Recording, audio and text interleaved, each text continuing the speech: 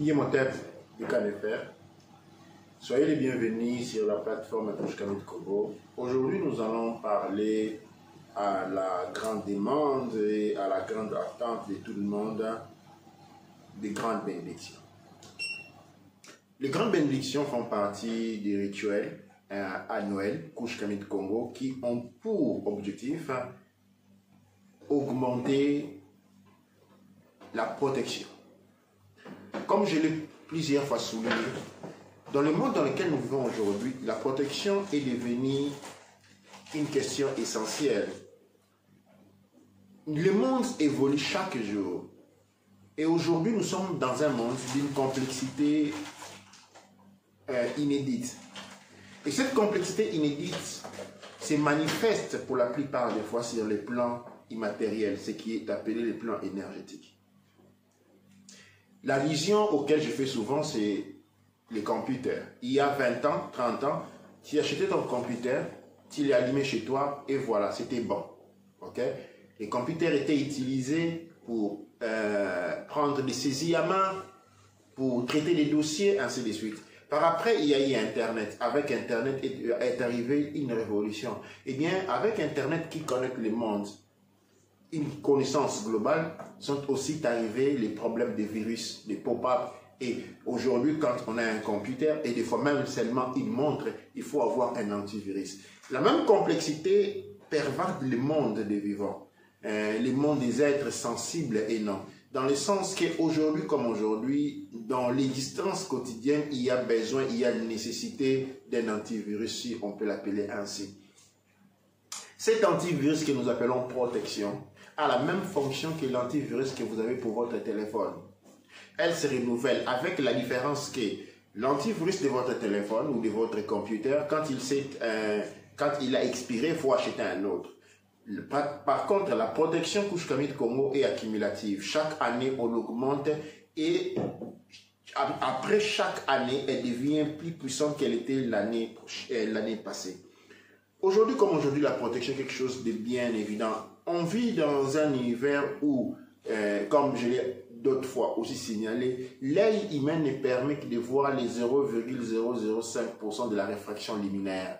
C'est-à-dire, d'un point de vue physique, l'autre humain est un aveugle parce que ce qu'il perçoit est l'infiniment petit. Mais dans sa perception de l'infiniment petit, il est sous influence de l'infiniment grand. Il n'est pas séparé de l'infiniment petit. Il n'est pas séparé de l'infiniment grand. Il baigne dans l'infiniment grand chaque jour de sa vie.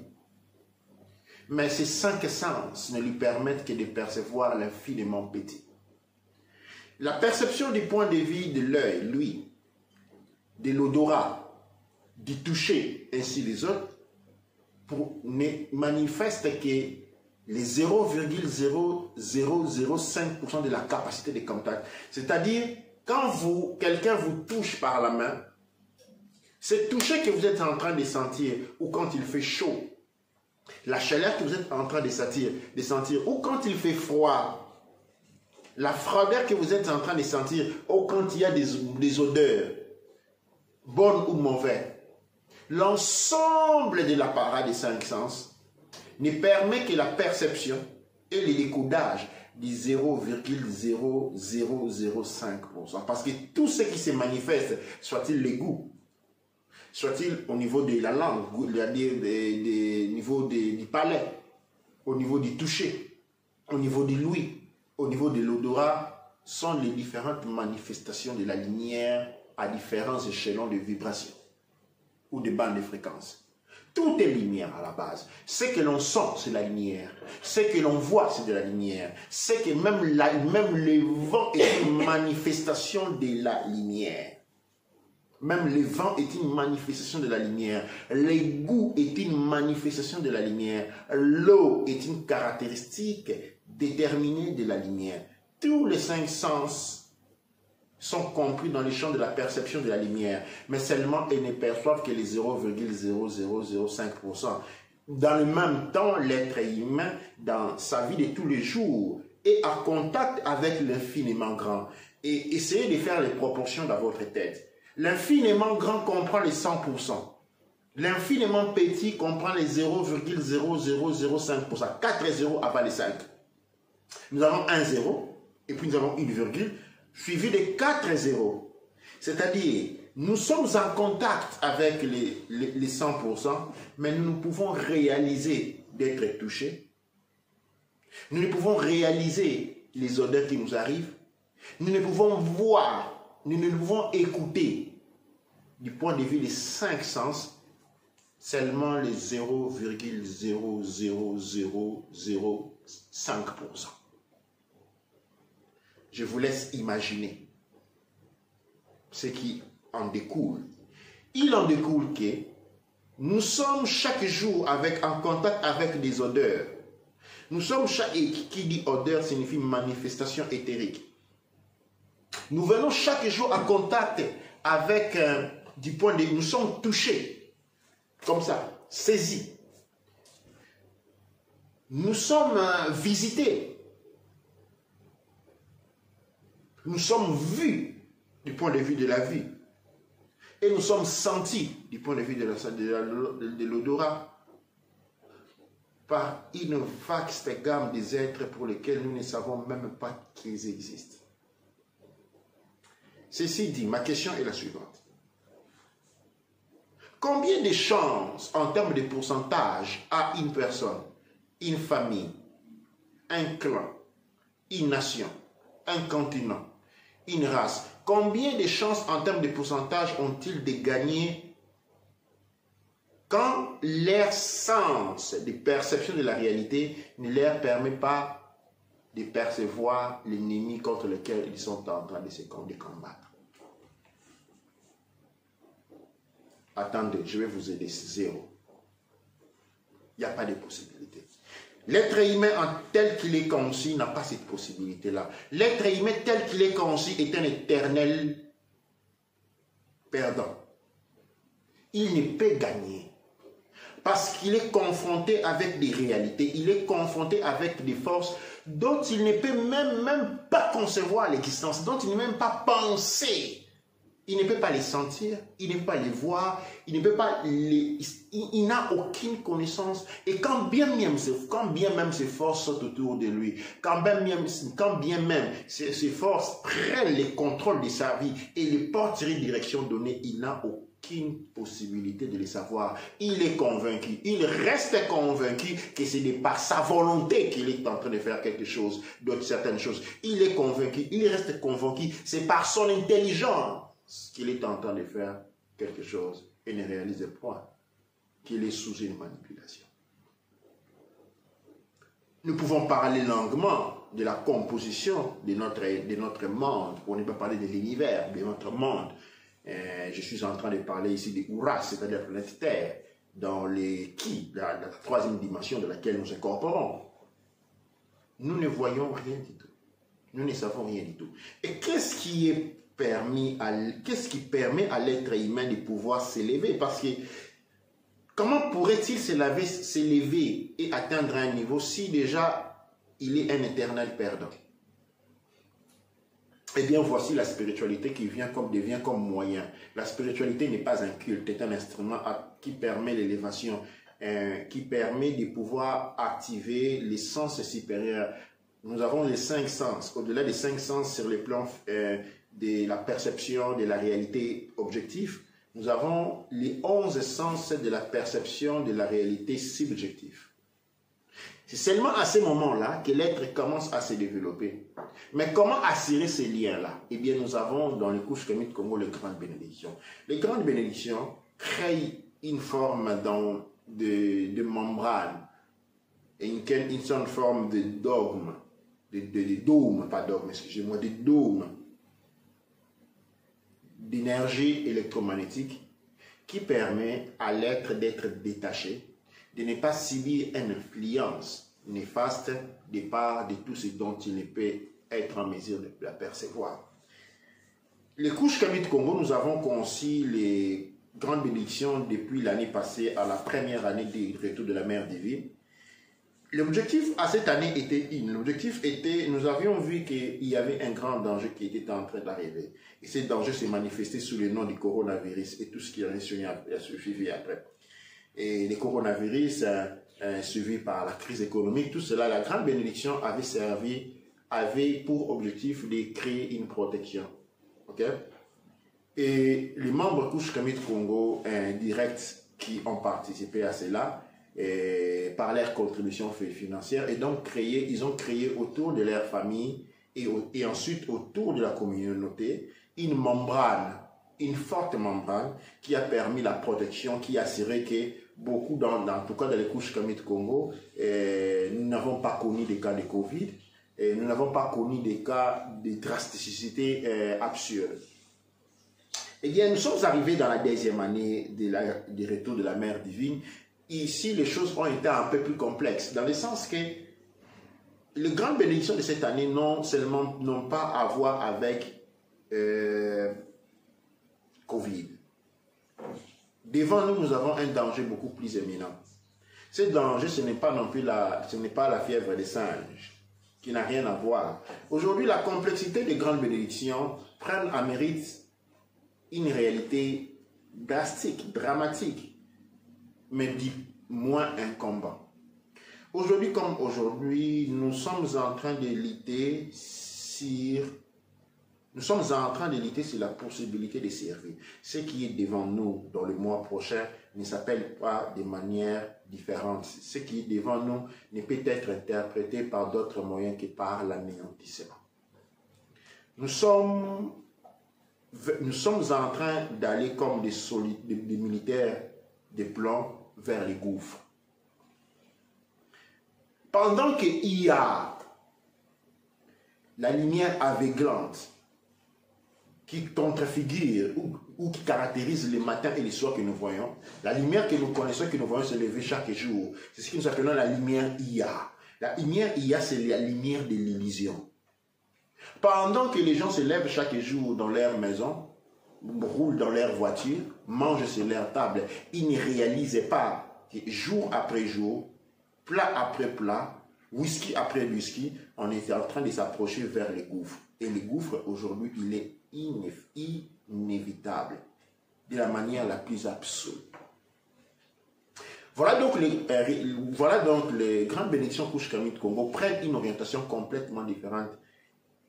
Il s'agit pour cette année de la capacité et de la possibilité de créer ce qu'on appelle un futurible alternatif.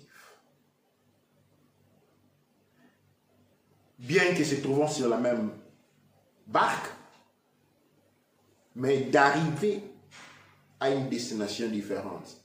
Ceci est donné en fonction de ce qu'on appelle la conjonction. La conjonction est la séparation des mondes. Okay? Ce sont des thématiques extrêmement scientifiquement élevées, mais que je vais essayer de définir. La conjonction, il y a des événements. Il y a un événement qui rassemble les mondes. Okay? Il y a un événement qui sépare les mondes. La conjonction est un phénomène connu par les anciens scientifiques depuis très longtemps. Quand vous allez chercher les Mayas, vous ne trouvez aucun Maya. On ne trouve pas des cimetières des Mayas parce qu'ils ont bénéficié de la grande conjonction de l'époque des Mayas. Cette conjonction leur a permis de prendre une tangente et de débarquer sur une réalité complètement différente, non contrasténée par les forces du mal. Pour ce qui nous concerne, nous sommes restés dans cette réalité-là. Et aujourd'hui, nous faisons face à une autre conjonction. Et cette conjonction, justement, va nous permettre de sortir sur une ligne différente de la réalité. Et donc, qu'est-ce qui se passerait? Il se passerait qu'à un moment donné, on se souviendra qu'il y avait des gens qui s'appelaient les Kush Kamit Congo. Il y aura même quelqu'un qui se souviendra les avoir connus. Il y aura même quelqu'un qui se souviendra les connaître, les avoir serré la main. Il y aura quelqu'un même qui se souviendra d'être allé dans leur maison, d'avoir été dans leur maison, d'avoir vécu dans leur maison. Mais pour une raison et pour une autre, on ne sait plus là où ils sont passés. Peut-être cette science-là a disparu, mais les personnes qui étaient porteurs de cette science-là, les personnes qui défendaient cette science-là aussi, ils ont disparu avec leur science. On ne sait pas là où ils sont allés. Peut-être ils sont allés se cacher quelque part. Mais la réalité sera qu'ils ont profité de la conjonction. Et les rituels des grandes bénédictions, cette année, ont un ajustement bien particulier, en relation avec la grande conjonction. Vous pouvez appeler cela les grands départs, la grande séparation. La grande conjonction nous permet de sortir des griffes des archanges ou du prince des archanges, sinon les rois eux-mêmes, celui dont le nom ne peut être prononcé, les cinquièmes fils de la mère des origines, appelés les fils de la perdition. Voilà, j'ai expliqué en somme ce qui va être pour cette année de la grande bénédiction. Et arrivons à maintenant, je pense par cela avoir répondu à de nombreuses curiosités. Et la question, le point qui vient tout de suite après, c'est la méthodologie. Eh bien, les grandes bénédictions, grâce à ceux qui ont contribué, ont déjà été clôturées. À ces dates ici, je pense que les cotisations pour la grande bénédiction ont déjà été clôturées. Nous sommes dans la mise en pratique. Qu'est-ce qui se passe? Les grandes bénédictions ont déjà commencé et il y a une première phase qui a été achevée. Nous sommes en train de rentrer dans la deuxième phase qui commence le 2 du mois de juin, qui part du 2 du mois de juin au 9 du mois de juin, qui font donc 7 jours. Ok? 7 jours, du 2 au 9, ça fait 7 jours. Durant ces jours-là, nous demandons à ceux qui ont participé justement à ceux qui ont retenu qu'il serait important de les faire, à ceux qui aussi participent, même si ils n'ont peut-être pas eu les moyens financiers de participer, mais les moyens économiques ou financiers de participer. Nous vous recommandons un sens de recueillement, c'est-à-dire il y a une méditation spéciale. Durant ces 7 jours-là, les rituels Kush Kamit Congo sont faits une fois le soir. C'est-à-dire, nous avons les rituels du matin entre 6h et 9h. Okay? Après, nous avons les rituels de Assar le matin, okay? 6h, 9h. Après, nous avons Elou à 12h, 13h. Après, nous avons Elou Beoutet de 15h à 16h. Et puis, nous avons Mahat de 18h à 19h. Et puis, nous avons à Nouts, ok, de 20h à 21h. Maintenant, durant cette phase ici, tous ces grands rituels vont être faits une seule fois. Ok?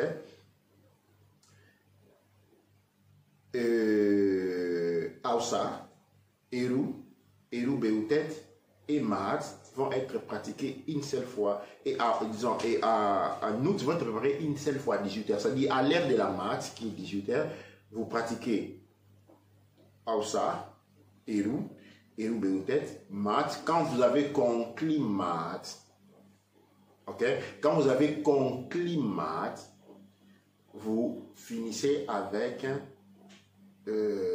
l'ouverture, la fermeture de la voie Nouts. Il faut toujours oublier que les matins, nous avons l'ouverture de la voie. Ok? À 6h, nous avons les matins, 6h quand vous vous réveillez. Quand vous vous êtes réveillé, vous avez l'ouverture de la voie. Et puis, vous ne faites plus rien jusqu'au soir. Vous savez très bien quand vous faites, par exemple, Aoussa, ok? Vous faites les deux contre-chemins. Ok? Vous commencez avec l'ouverture, vous allez en Nupenokut, Nuga, Penukakut, Nugarkut. Vous faites les 4 angles autour de la planète Terre qui correspondent aux 4 faces de Nouts, qu'on appelle ici les 4 faces, les 4 directions devant ou les 4 faces de Hathor. Et une fois que vous avez fait cela, dans le sens inverse, maintenant, vous avez Amasu Mpa Mrasang Su Menrabam Raou Kwaou Ram Ketipa Erura avec la pied gauche posée sur l'astre destructeur Vénus. Ok? Une fois que vous avez fini ça, et j'espère que les termes techniques, mais aujourd'hui, maintenant, vous êtes plus, vous comprenez de quoi je suis en train de parler.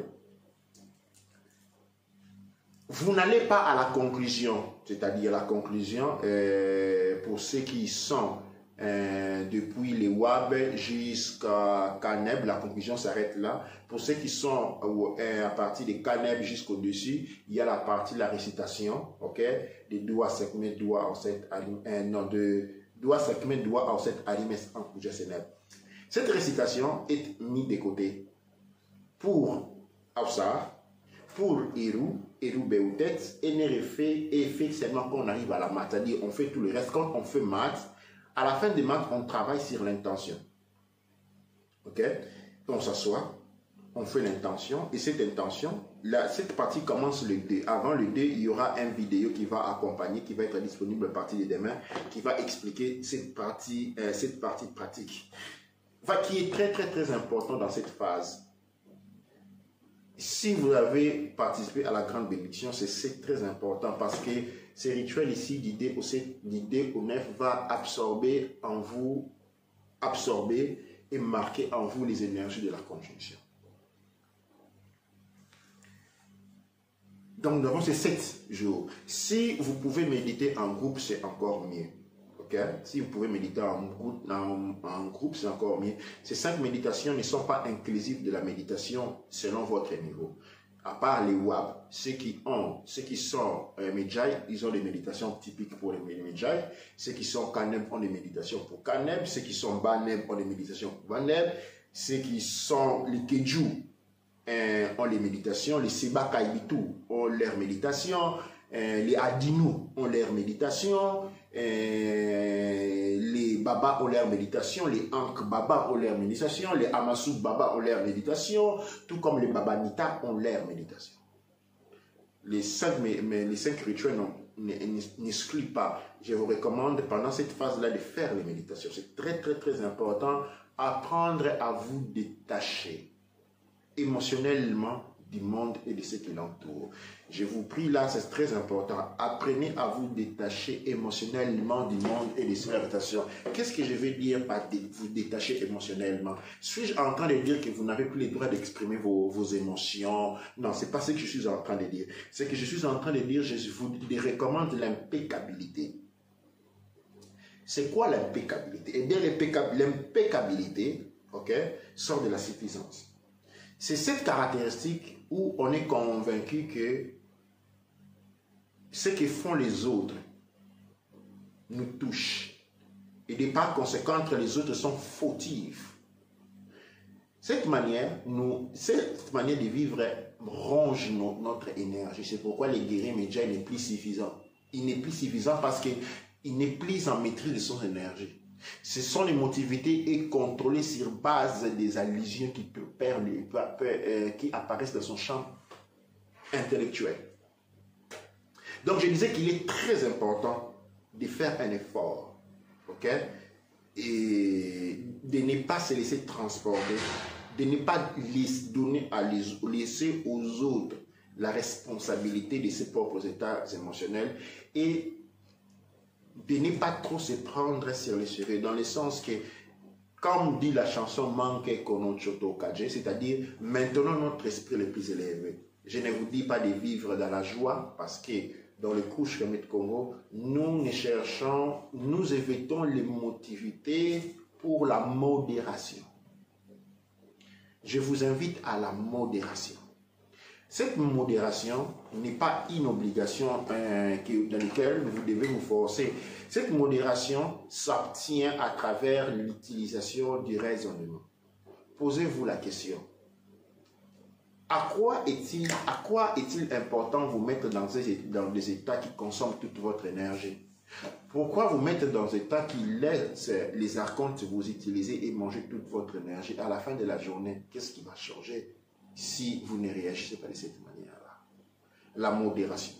La modération signifie ne pas trop se laisser exposer dans les négativités, mais ne pas non plus trop se laisser transporter dans les positivités. Les dépolarités d'excès énergétique servent d'aliment pour les archontes. La modération en soi. L'intégrité en soi. Ce que nous appelons la suffisance. La suffisance, c'est l'état de l'être qui ne perd pas de l'énergie. Il y a tout un chapitre qui parle de ces éléments dans les études CANEP, et du moment quand quelqu'un est Medjay ou Wab, et il est intéressé à ça, il peut toutefois parler à son CANEP des références, ou son CANEP est des références, qui seront dans les mesures de bien le répondre. Alors aujourd'hui, nous avons parlé des grandes bénédictions, et en vertu des grandes bénédictions, je vais signaler ici que nous avons lancé il y a un mois un projet spécial pour des Caneb Et et des Baneb Out. Et je pense que cette phase-là est concluse. Dès le début du mois de juin, nous allons passer à la programmation et aux remises de diplômes Caneb Et, Baneb Et. Donc le mouvement a acquis de la nouvelle richesse. Nous avons des moutes qui deviennent des Baneb Et des moutes qui deviennent des Caneb Et. Déjà que nous avons très peu au niveau de l'organisation supérieure, mais ceci est d'une grande importance. Nous sommes déjà dans la phase des examens, nous sommes déjà dans la phase des révisions et des examens, et j'en profite pour saluer la bravoure des moutes qui ont déjà fini leur programme. Ils sont en train de passer au niveau supérieur, à faire référence à Mout Akouvi, qui a fini son programme, et donc il attend sa célébration et son jurement. Nous avons Mout Serkit qui a aussi fini son programme, et nous avons aussi, je pense, non, une autre Mout qui a encore fini son programme.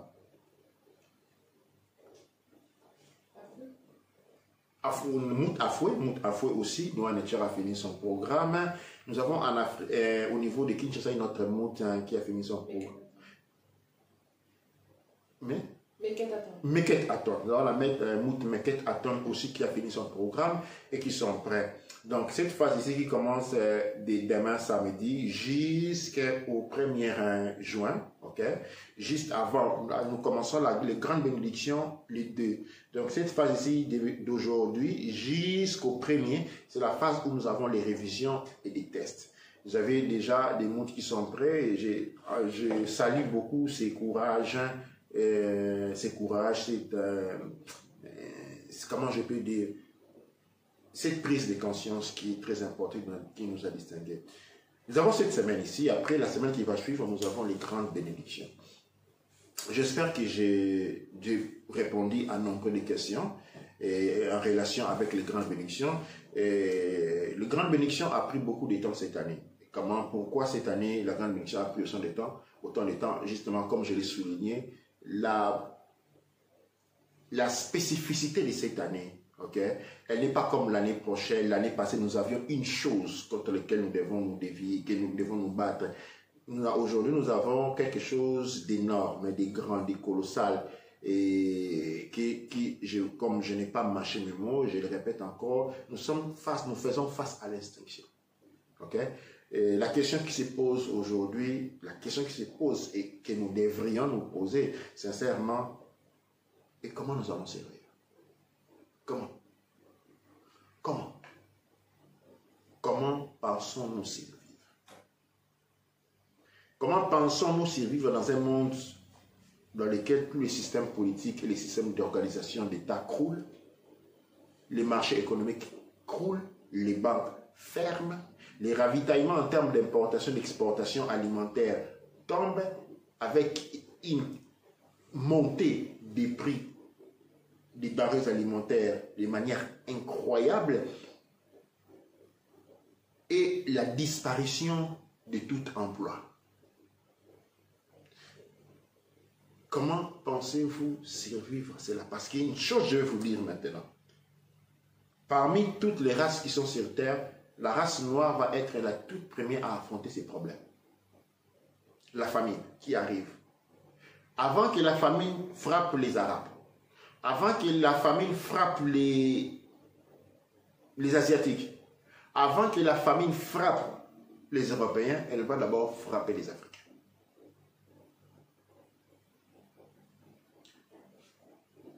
Et nous sommes les premiers en ligne.